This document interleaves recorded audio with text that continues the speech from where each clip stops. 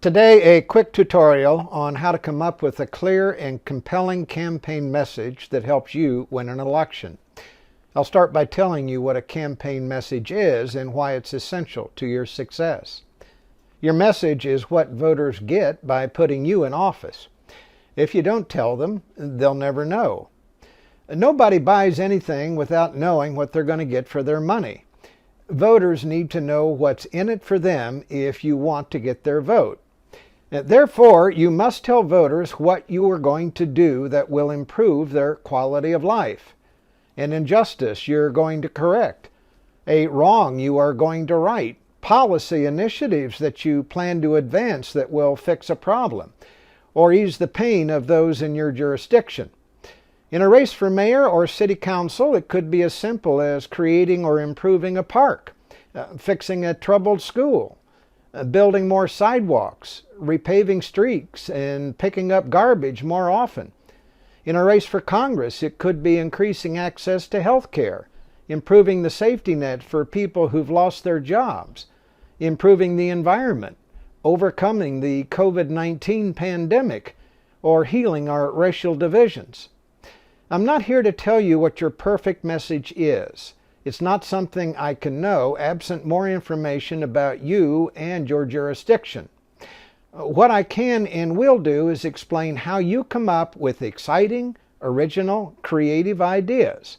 Ideas you can use to develop the offer you're going to make to voters in your jurisdiction.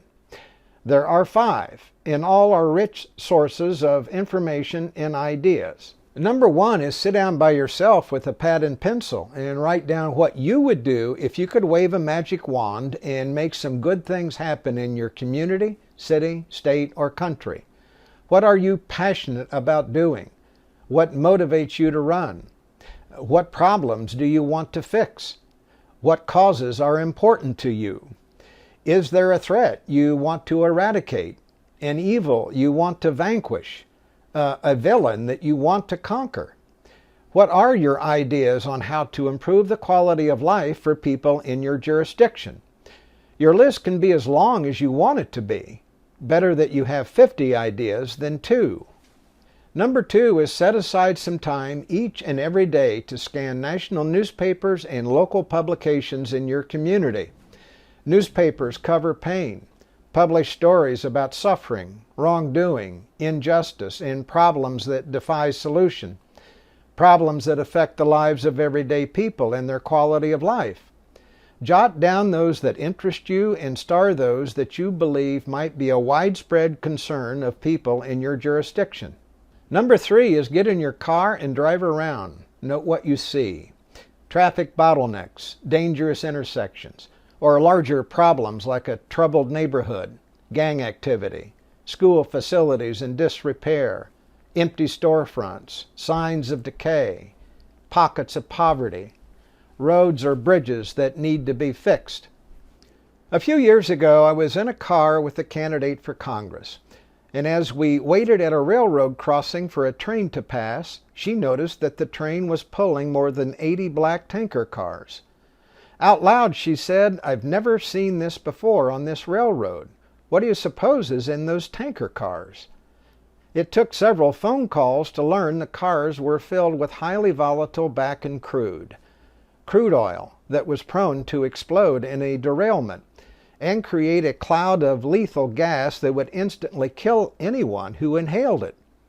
We also learned that the tracks on which it was running were in dangerous disrepair and sat close to several parks, playgrounds, and elementary schools.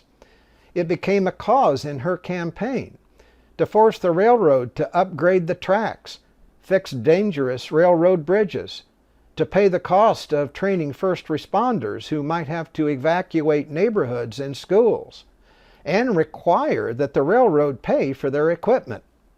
You can find plenty of causes to champion simply by observing what you see driving around your community. Number 4 is recruit a brain trust. 6 to 8 of the smartest people you know to join you for an evening or two just to brainstorm. People you know who are bright, well-read, active in the city or community you want to represent. People who know what they're talking about. The best recruits for a brain trust are people whose knowledge of a subject matter is superior to yours. They need not be political experts, but they should have some sort of policy expertise.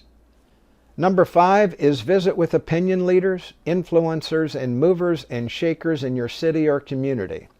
The head of United Way, president of the Rotary Club, prominent ministers, the president of the Chamber of Commerce, leaders of service organizations. Ask questions about the challenges facing those they serve.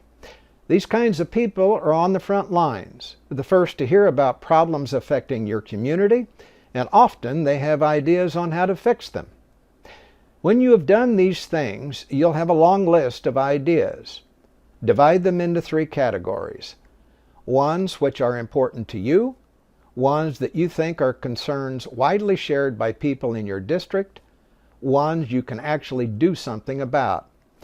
Put a check mark next to those that are in all 3 categories. This is not the end of the work you'll need to do on your message, but it is a great place to start. Soon I'll be back with another video on the next step in constructing your campaign message. Hit the subscribe button and you'll receive a notice the minute it goes live. I'm Jay Townsend. By the way, I am not hard to reach. If you'd like to chat about your campaign, call me at 845-458-1210. Be sure to leave a message. I will get back to you. The call is free.